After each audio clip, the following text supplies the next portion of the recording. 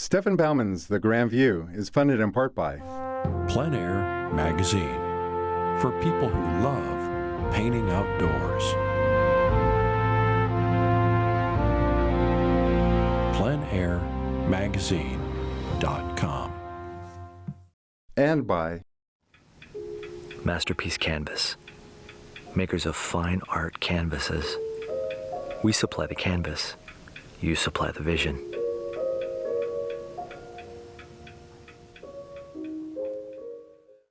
and by paintingfromnature.com, a website for artists seeking inspiration, advice, and knowledge to master painting from nature. paintingfromnature.com.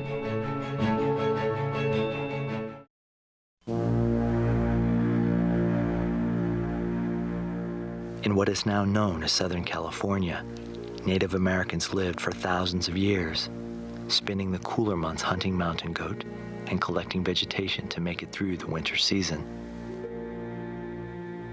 Traces of their time here still remain, the most compelling of which are the petroglyphs left in the soft granite formations of the desert.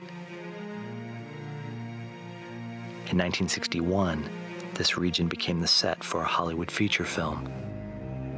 Hoping to use the existing petroglyphs in the film, the production ran screen tests on the rock formations to see how the markings would be captured. Disappointed by the screen test, the crew realized that they would need to embellish the existing carvings. Today, the vibrant paint can still be seen covering these historic symbols, altering their character forever.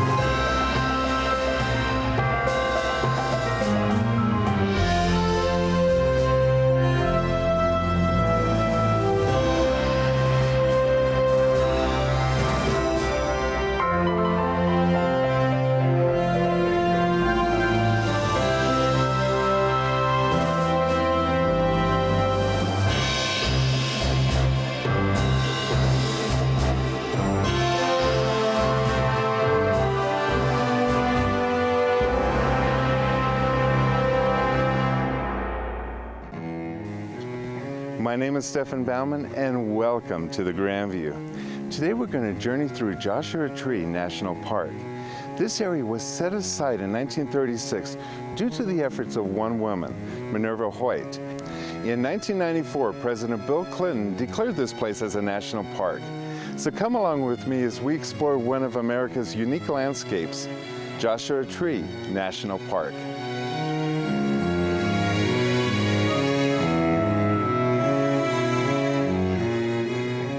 Well, it's popular, extremely popular as a recreational park from the standpoint of the rocks that are here. The different granite boulder formations we have, mostly in the western side of the park, have attracted recreational rock climbers and people who do bouldering. They come from all over the world. At any given weekend, somewhere between 20 and perhaps as much as half of our visitor population has come here to actively rock climb or to sort of challenge themselves in that regard. There's over 270 miles of hiking trails that are either established or proposed for establishment here in the park, so people can explore. We have approximately 600,000 acres of congressionally designated wilderness. We became a national monument in 1936, August of 1936. President Roosevelt signed the presidential proclamation, and that was sort of the culmination of a long, kind of drawn-out process. We had a primary advocate for getting the park established, a woman by the name of Minerva Hoyt. And she became very, very active in conservation of desert lands.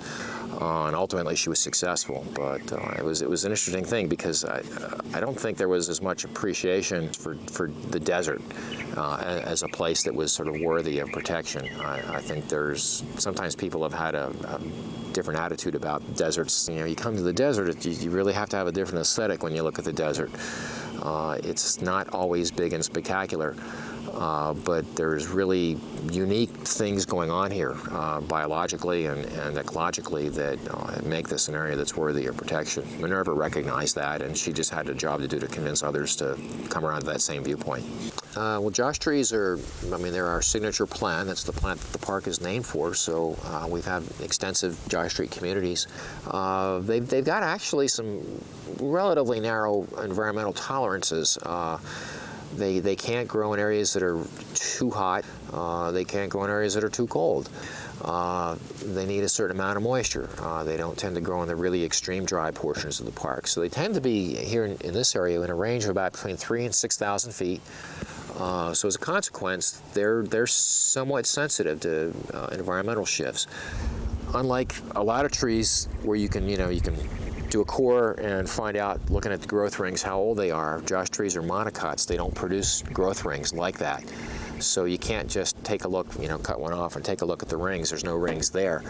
So you have to look at other things, and they've done some studies through like repeat photography, looking at old historic photos, looking at the josh trees that were in those photos, and then looking at what the size and age of those trees are today. That basically tells us that a mature josh tree probably reaches maturity somewhere between 75 and 150 years of age.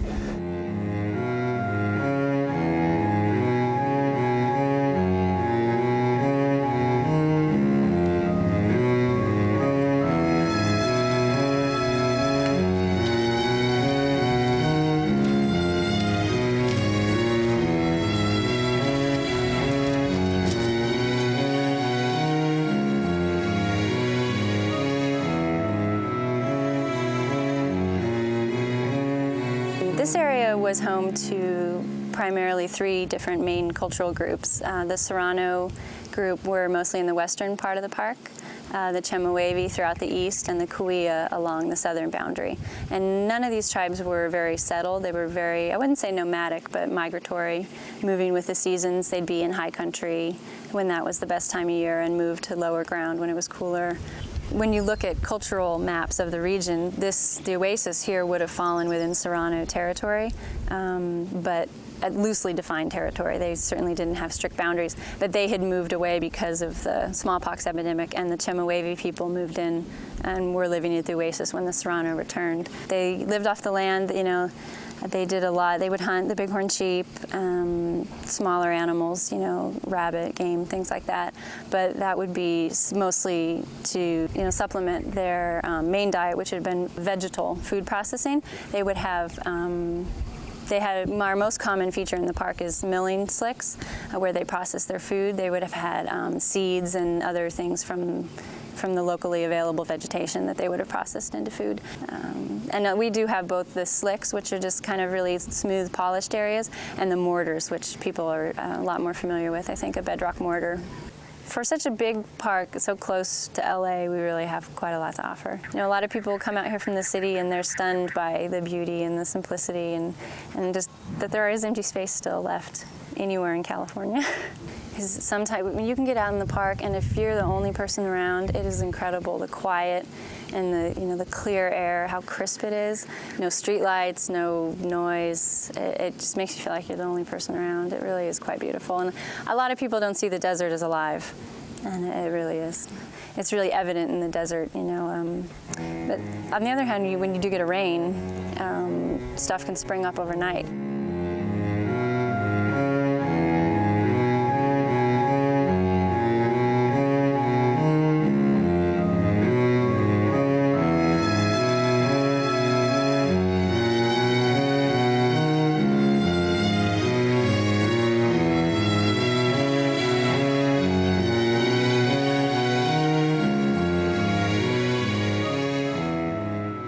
During the Cretaceous period, igneous plutons, which off the coast of California we had a subduction zone, and as the subducting plate, or the Pacific plate, was subducting under the North American plate, it gave off volatiles, and those volatiles reduced the melting temperature of the rock above the wedge that it formed. And the reduction in temperature, or melting temperature, created a molten mass of magma, if you will, that underplated or started to invade the country rock that was here before. And as a result, these plutons invaded or were intrusive to the country rock, and then now the country rock has now been worn down and eroded away, and what you're seeing is the tops of the granitic plutons at the contact. Well, we have two types of water sources here. We have a basin out in the Pinot Basin that's actually a groundwater aquifer, and the other form of water that we get is usually within a crystalline fracture, or within the fractures of the crystalline basement. This is where local precipitation is allowed to filter down and migrate into the cracks within the rocks, and is stored as a reservoir and is transported down gradient from there. The ecosystem here is highly dependent on water. It's dependent on the air. I mean, we receive the air from Los Angeles. One of the problems that we have right now is that, well, we're in the process of determining whether or not it's a problem. We're trying to do a ecological effect study on nitrogen deposition. Nitrogen is carried via the air from Los Angeles and can be deposited in our soil, which acts as an unnatural fertilizer. This unnatural fertilizer is helping promote the spread of exotic grasses, which are low-level fuels for fire, where historically in the desert we may not have had substantial fires that spread through. Now, because of these low-level fuels, we run a greater risk. So we're under the threat of smog, we're under the threat of water depletion. I think these are the two main important things that we're faced with right now.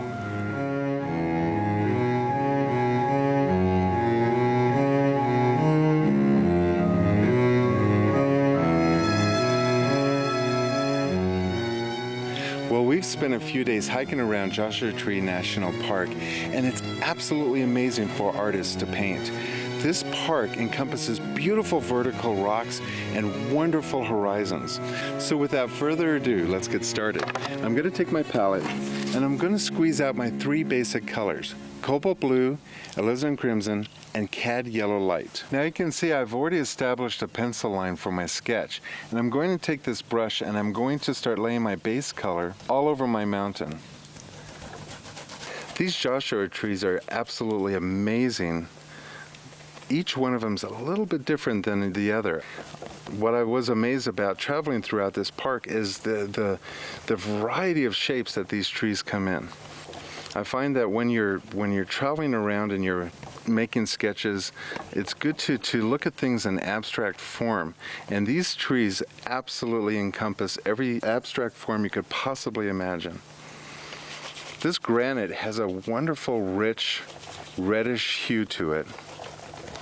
And I want to lay that in first. And what this will be is the shadow tone of these rocks. Then we'll put in the highlight tone. Now with the base color of my mountains in, we're ready to start working on our sky. We're going to take a palette knife and with white, mix these three colors. And we're going to squint our eyes, and what we want to do is we want to compare the sky color to the base color of our rocks. I'm going to lay it right up against my rock, and I want to see if the contrast between my dark color and my light color are vivid enough. And in this particular instance, I want to add a little bit more white. It's amazing, we're just 90 miles east of Los Angeles, and in the Channel Islands episode, we were at 90 miles west of Los Angeles. And in between these beautiful quiet parks is one of the most densely populated area in America. Now what I've done is that I've purposely brought this mountain into my composition a little bit more. There's a little bit more space between the two peaks, but I really want to give the viewer the feeling that they're within this magnificent canyon. Now I'm going to add a little bit more gray in the right-hand side of my canvas. darkening it, because the light will come up over the horizon on the left-hand side. And I want to give the illusion that the light filters through the painting to the right. Okay, now with my sky done, we're ready to start actually creating a dark mass for these Joshua trees. Now, areas of these trees are actually going to be the darkest thing in my entire painting. Now, we've already established the lightest area, which is the sky. But what we want to do is we want to create a dark mass, or something on our painting that we can actually compare all the other values to. I'm going to take blue, red and yellow, and I'm going to create a dark, dark, dark gray and neutral. This black that we're using actually complements the rest of the composition. Now, a lot of artists do introduce black onto their palette, but I don't like to use black. I like to make my own black. And the reason for this is that the black that you get out of a tube doesn't harmonize with the rest of the painting. And by making your own black out of the same colors that you're working with on the rest of the painting, you actually create a better sense of harmony. Now, this is the foliage that grows at the top. And these trees are very unusual. They're mostly trunk, and at the top there's this burst of greenery. And the greenery is like these sharp green swords that stick out, hundreds of them. Unlike a palm tree, these swords are short. They're not long. So indicate that with just short brush strokes. Now, what I find ironic about these Joshua trees is that the trunk does not taper like normal branches on a tree. These trunks pretty much are the same width from top to bottom. Pay attention to the direction of these swords.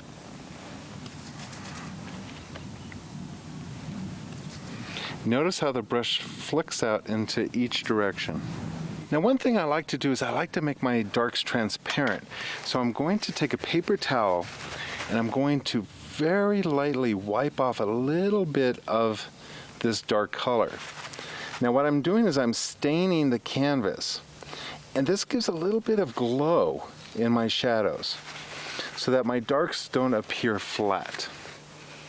I do like to lay in my darks fairly on because, like I said, I do like my darks to be transparent.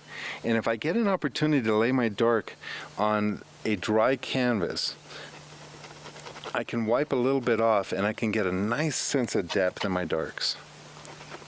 Now with this done, what we're going to do is we're going to switch to a larger brush and concentrate on the rocks in the foreground. We're going to mix up a bright yellowish gray tone. This time we're going to introduce a lot more yellow into our base color. Mix in yellow with our white.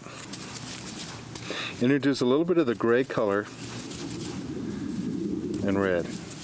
And the same quality of color that we find in the rocks, we also find a little bit in the sand. So I'm going to take this opportunity to lay in some of the base color of my sand. Now notice how quickly this whole painting's coming together. We almost have the base down over our entire canvas. Now at the base of my rocks, and we're ready to start putting in some of the soft grass that we have at the base of our sagebrush. I'm going to mix yellow and blue together, and I'm going to introduce some white to create a wonderful light green tone. Okay, with short flicks of the brush, we want to just put in some of this soft grass. Some of the area of grass is a light green tone. Now this is spring at Joshua Tree, so we do want to get the feeling of springtime. And these light greens help soften the harshness of the desert gray. Now at the base of our grass, and we're ready to start putting the highlights in on our mountain. Just go along the ridge of the mountain and carefully draw as you go.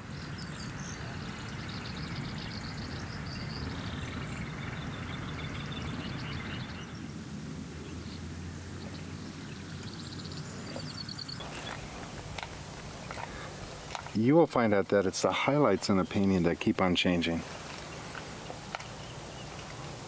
Some of the highlights will be a little brighter than others, so add a little bit more white. Now you could twist the brush and get the paint off of it. And you're going to do the same thing to the rocks in the foreground.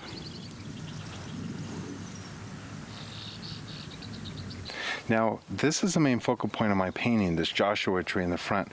So I'm going to bring a real strong diagonal light into my rocks to help really make this the main focal point of my painting. Now with most of the detail done in our painting, what we want to do is start laying in some of the base for our grasses. Using a fan brush, very lightly pull up. Create real soft grasses. Keep on blending with the fan brush till all the edges are just soft. Now with the grass done, we're ready to start putting in some of the detail in our sagebrush. Now we're just going to put the highlight on the sage. The dark, we're going to leave that base color. We can also create the illusion of little branches on our sagebrush by using the back of the brush and just scratching into our canvas. Very quick way of getting the illusion of some of these twigs. Put a little highlight on top to help break it up. Now with that done, we're ready to start focusing in our Joshua tree. I'm going to switch to a smaller brush, and we're going to start concentrating on the little details. Now remember, the reason why we're painting outdoors is so we pay attention and learn about nature. So take your time, pay attention, and try to recreate exactly what you see. Now some of these come directly at you, and when you look at them abstractly, they're very short. They're just foreshortened. That's the perspective of these. Part of my observation with these trees is that the trunk isn't your typical bark on a tree. It has a feeling of shingles or like hair. And as you get closer to the base, the spines have shed, and the trunk of this Joshua tree looks like an ordinary trunk of any tree. And I also witness a very bright highlight along the edge, backlighting the Joshua tree ever so slightly. Now with the detail done on this Joshua tree, we can begin to apply all these techniques to the other Joshua tree.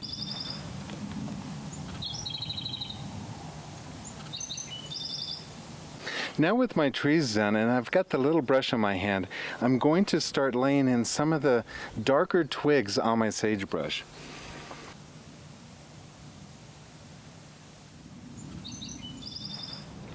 Now with that done, we want to actually start putting in some of these little cactuses that we find in our foreground of our painting. And what makes these little cactus are the little thorns at the end. There's a lot of little tiny cactus all throughout this area, and you could take some time wandering around, see what kind of cactus there are, and add them into your painting. I'm probably going to go and put more detail in a pencil sketch, and then in my studio recreate them a little bit more accurately. Of course, one of the most interesting things about the Joshua tree at this time of the year is this wonderful blossom that it produces at the very top of the tree. Now this is made up of a cluster of little flowers, and there's a bright little highlight on the very edge.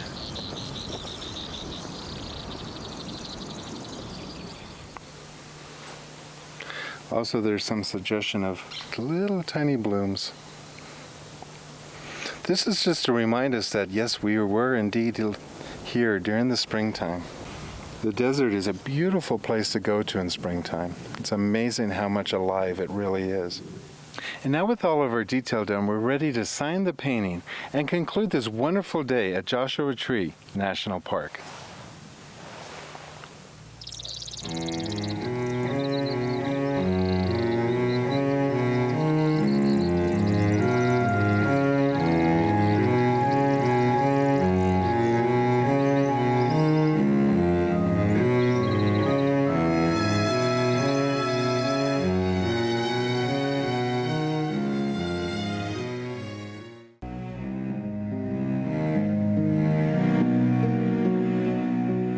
Expanded instructional DVDs that feature an hour-long demonstration of today's painting and other paintings in the series are available at the Grandview. by calling 1-800-511-1337.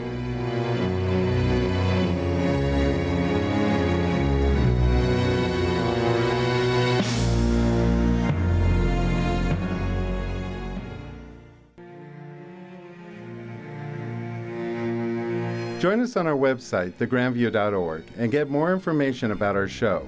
There you can download our free book, Everything You Need to Know About Outdoor Painting, along with a free diagram of today's subject.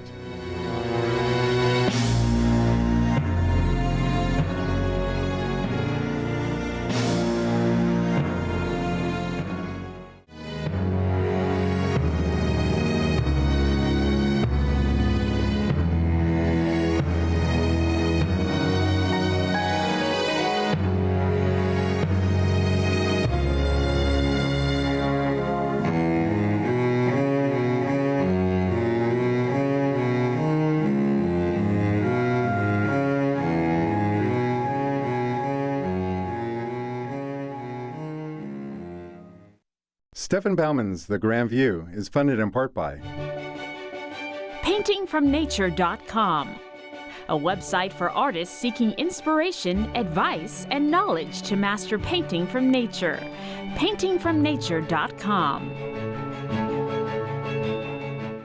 and by Masterpiece Canvas, makers of fine art canvases. We supply the canvas, you supply the vision.